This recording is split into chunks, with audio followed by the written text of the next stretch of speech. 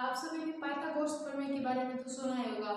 Pythagoras प्रमेय जो समकोण त्रिभुज में लगती है, कर्ण स्क्वायर बराबर लंब स्क्वायर प्लस आधार स्क्वायर होती है। आज हम देखते हैं कि कर्ण स्क्वायर बराबर लंब स्क्वायर प्लस आधार स्क्वायर कैसे बनता कैसे है ये। तो सबसे पहले पाइथागोरस प्रमेय में हम लेते हैं एक स्क्वायर, एक वर्ग लेते हैं। वर्ग वही होता है ना जिसकी चारों भुजाएं समान होती है। तो इस वर्ग में हम एक छोटा वर्ग और ले लेते हैं। ये दोनों वर्ग ही है, ठीक है, वर्ग के अंदर वर्ग है, ये इस प्रकार छोटा वाला वर्ग है। अब हम बात करते हैं कि पाइथागोरस प्रमेय बनती कैसे है। तो सबसे पहले वर्ग की चारों भुजाएं बराबर होती है। तो अंदर वाले वर्ग की बात करें तो इसकी भुजा है H H H H H, और बाहर वाले त्रिभुज की नहीं सॉरी वर्ग की बात करें तो यहाँ पे भुजा होगी ये ए और बी, ये बी, मतलब ये आधी है इसको ए मान लिया और ये बची है वो ए, मतलब ये भी पूरी ए प्लस बी होगी क्योंकि ये टोटल ए प्लस बी है, तो ये भी पूरी ए प्लस बी होगी, तो ये ए हो जाएगी ये बी, इस प्रकार ये ए बी और ये ए बी।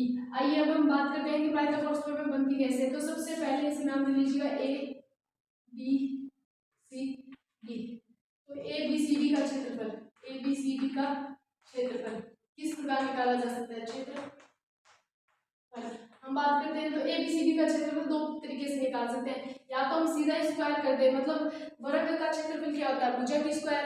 यहाँ पे जो ए बी सी डी वर्ग है इसका क्षेत्रफल क्या होगा? भुजा की स्क्वायर, मतलब एक भुजा क्या है? ए प्लस बी, चारों भुजाएं बराबर है, क्षेत्रफल हो जाएगा ए प्लस बी की होल स्क्वायर। एक प्रकार से हम इसका क्षेत्रफल निकाल सकते हैं ए प्लस बी की होल स्क्वायर, मतलब जो भुजा है उसकी स्क्वायर कर देंगे, टोटल भुजा की ए प्लस बी तो उसकी स्क्वायर कर देंगे बराबर में। एक तरीके से इसका क्षेत्रफल निकाल सकते हैं कि ये जो अंदर वाला जो वर्ग है इसका क्षेत्रफल, मतलब इसका क्षेत्रफल क्या होगा? वर्ग का क्षेत्रफल होता है भुजा स्क्वायर, अंदर वाले वर्ग की भुजा कितनी है? एच, तो इसका क्षेत्रफल हो जाएगा एच स्क्वायर।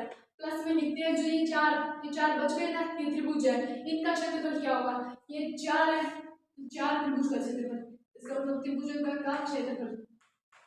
आगे बात करें तो ए प्लस बी की होल स्क्वायर बराबर होगी एच स्क्वायर। अब चारों त्रिभुज बराबर है, मतलब इसकी भुजा ए है बी है तो इसकी भी ए बी ऐसे चारों त्रिभुज बराबर है। तो एक त्रिभुज की बात कर लेते हैं, ठीक है, तो एक त्रिभुज इसकी बात करते हैं। त्रिभुज का क्षेत्रफल क्या होता है? 1/2 आधार इंटू ऊंचाई। तो यहाँ पर 1/2 एक त्रिभुज की बात कर रहे हैं फिलहाल, एक त्रिभुज की, ठीक है, 1/2 इंटू आधार क्या है? एक, ऊंचाई बी।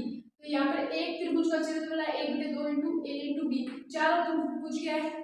चारों त्रिभुज सेम है, एक जैसे ही है, तो हम ये 4 कर देते हैं, इसका मतलब ये क्या है? चारों त्रिभुजों का क्षेत्रफल है। अब आपस में बराबर करते हैं तो ए प्लस बी की होल स्क्वायर बोल रहे हैं, A square plus B square plus 2ab बराबर एच स्क्वायर प्लस 2 से 2 कैंसिल होने पर 2 आएगा, ठीक है, 2 इंटू ए बी। यहाँ पे ये बन जाता है 2ab, तो इससे ये वाला कैंसिल हो जाता है, ठीक है, तो यहाँ पे बनेगा ए स्क्वायर प्लस बी स्क्वायर बराबर एच स्क्वायर, जो कि हमारा हो गया पाइथागोरस प्रमेय। की होगा पाइथागोरस प्रमेय, जो किस प्रकार निकाली है?